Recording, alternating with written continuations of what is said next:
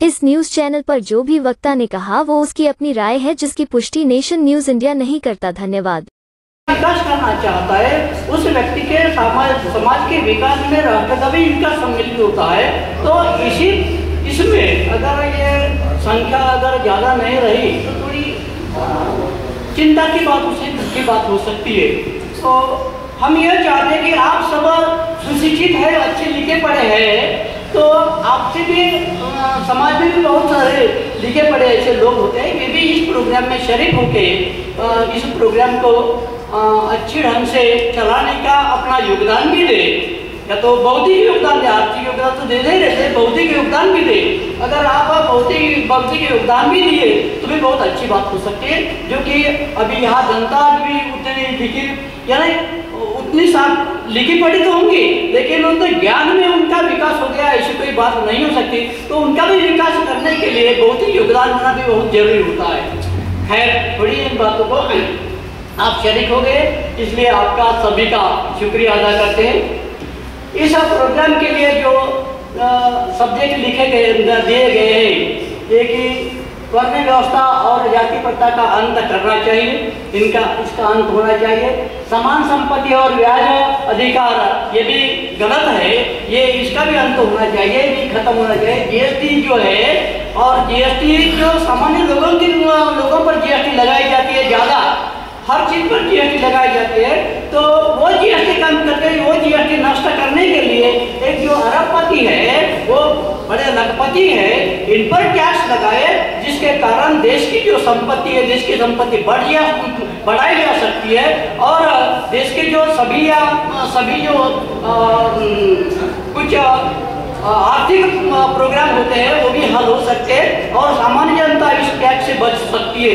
लेकिन वो भी नहीं हो रहा है, तो इसके बजाय और ज़्यादा ये जीएसटी का टैक्स अलग अलग रेट में लोगों पर लगाया जा रहा है। ये बहुत बेकानूनी बात है, ये कानून की बात नहीं है, तो ये भी खत्म होना चाहिए। दूसरी बात है MNPR, इसके संदर्भ में हमारे इसमें शिविर राहुल साहब ने बात की है। ऐसे दूसरी बात है कि जैसे हमारे इसके पहले के जो उन्होंने भी इसके संदर्भ में बात की है। खैर, अभी इस देश में जो अलग अलग प्रक्रिया की समस्याएं खड़ी है, ये सब समस्याओं को अगर सुलझाना है, इस समस्याओं को अगर सही करना है, तो इसके सबसे पहला अगर मूल कारण अगर कौन सा है, तो इस देश की, इस राष्ट्र की ये वर्ण व्यवस्था है, जो कि इस वैदिक काल से चली आ रही है। यह बड़ी घातक व्यवस्था है। इस घातक व्यवस्था ने मानवीय विकास के सभी हक छीन लिए हैं, सभी हक छीन लिए हैं।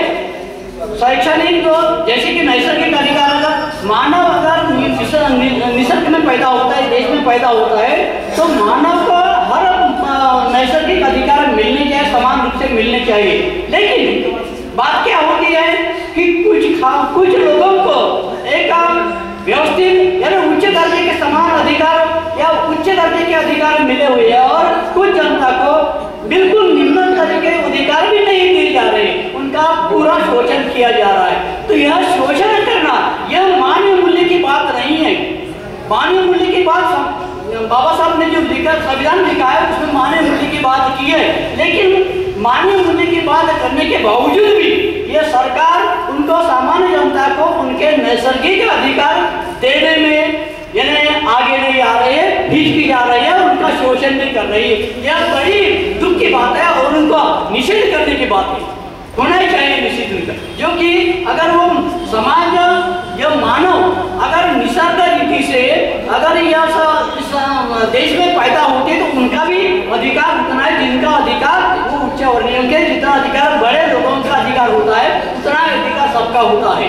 तो क्यों, जैसे कि अभी देखेंगे कि जो प्राणी होते हैं, जो प्राणी अगर रास्ते में चलने के काबिल होते हैं, जो घर में पालने के काबिल होते हैं, जो उनको खाना खिलाने के काबिल खिला दे, लेकिन सामान्य जनता की जो पिछड़ी जनता है, जिनका विकास नहीं, उनको रास्ते चलने के अधिकार भी नहीं दिए। ये कहाँ की नीति है, कहाँ के कानून है? यह तो जनता को कलंकित करने की नीति है, देश को कलंकित करने की नीति है। यह देश को और जनता को और देश को कलंकित नीति खत्म करने की कोशिश सभी ये जो आप सभी लोग उसके जो शिकार है, सभी लोगों की एक जिम्मेदारी होती है। लेकिन सभी लोग अगर अपनी अपनी जिम्मेदारी नहीं निभाएंगे तो यह संभव नहीं हो सकता। जैसे कि अभी एक बात कहेंगे, जो मानव के जो अधिकार होते हैं कि ज्ञान प्राप्त करना और ज्ञान प्राप्ति के इस पर अपना संपूर्ण विकास करना। अगर ज्ञान प्राप्ति नहीं हुई, अगर उसको पढ़ने का अधिकार नहीं रहेंगे तो क्या ज्ञान प्राप्त करेंगे? कुछ ज्ञान प्राप्त नहीं करेंगे। अगर ज्ञान प्राप्त करने के अधिकार मिले होते तो इस बड़े देश में जो बड़े बड़े साइंटिस्ट बने होते और बड़े बड़े साइंटिस्ट बनकर अच्छे वैज्ञानिक विकास किए होते, लेकिन ऐसी बात दिखाई नहीं देती, बिल्कुल दिखाई नहीं देती। यह बड़ी घातक और चिंतनीय बात हो सकती है। तो इस बात को कैसे खत्म किया जा सकता है?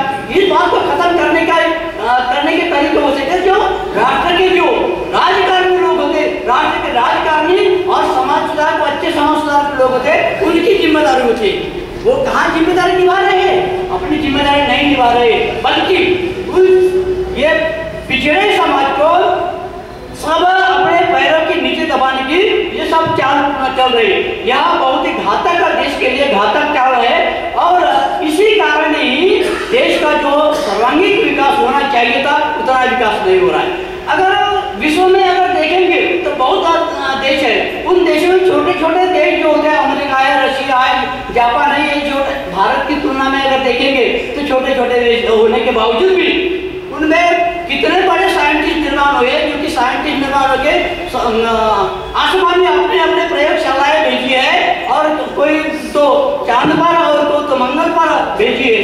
भारत में उसकी तुलना में बहुत कम है, कुछ नहीं है। तो क्यों नहीं हुआ है? इसके पीछे क्या कारण हो सकता है?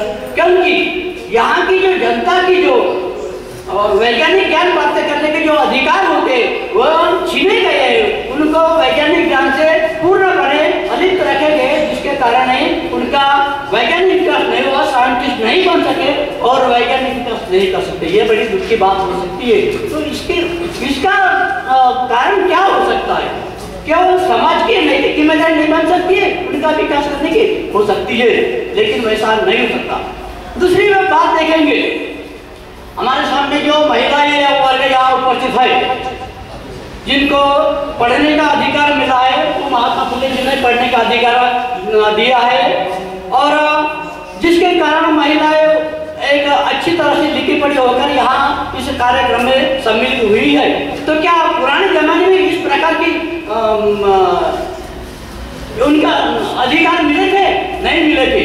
और आज भी अगर देखेंगे तो क्या हो सकता है कि ये जो महिलाओं के जो कार्यक्रम है वो महिलाओं के कार्यक्रम बड़े ईश्वर के प्रति होते।